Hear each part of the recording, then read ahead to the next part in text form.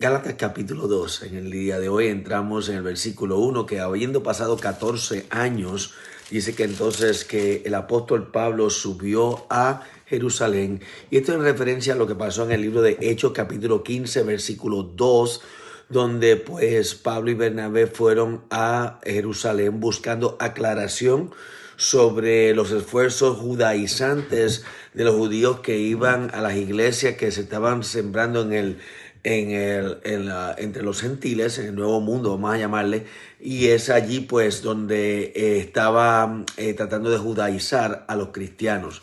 Y Pablo entonces va a Jerusalén buscando una aclaración donde es declarado que lo único que ellos tenían que hacer los cristianos que se convertían a Cristo era no fornicar, no comer sangre, y pues ellos pues no comer las cosas ahogadas.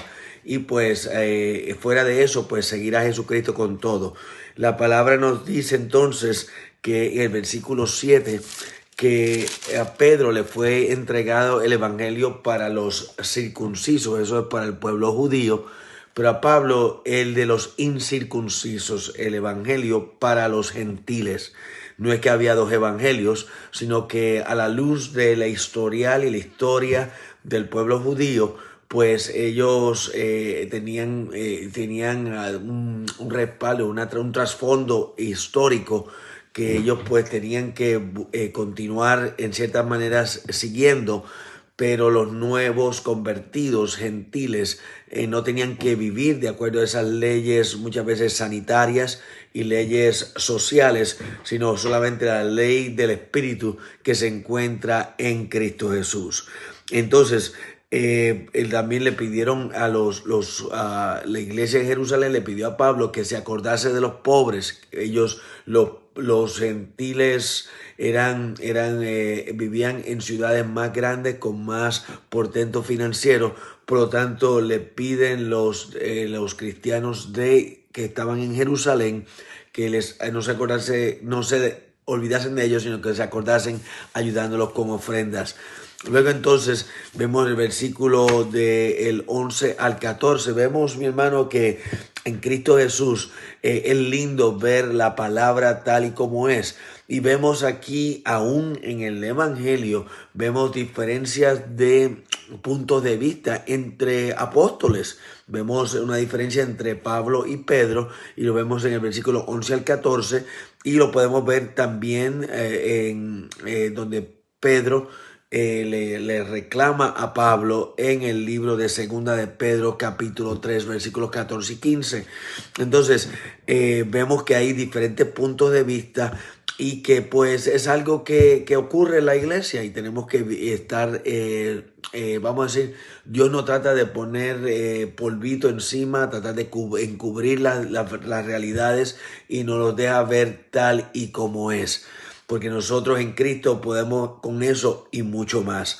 La palabra continúa hablándonos de versículo 16, que entonces nosotros no somos justificados por las obras de la ley, sino solamente por la fe de Cristo. Y fíjese aquí bien importante, no es la fe en Cristo, sino el versículo 16 nos dice la fe de Cristo, sumamente importante, porque no es la fe tuya ni la fe mía, es la fe que fue impartida a nosotros por el Espíritu Santo para que de acuerdo a esa fe pudiéramos nosotros creer a Jesucristo como nuestro Salvador. Ni aún la fe es nuestra, la fe es de Cristo, que nos permite creer en Cristo.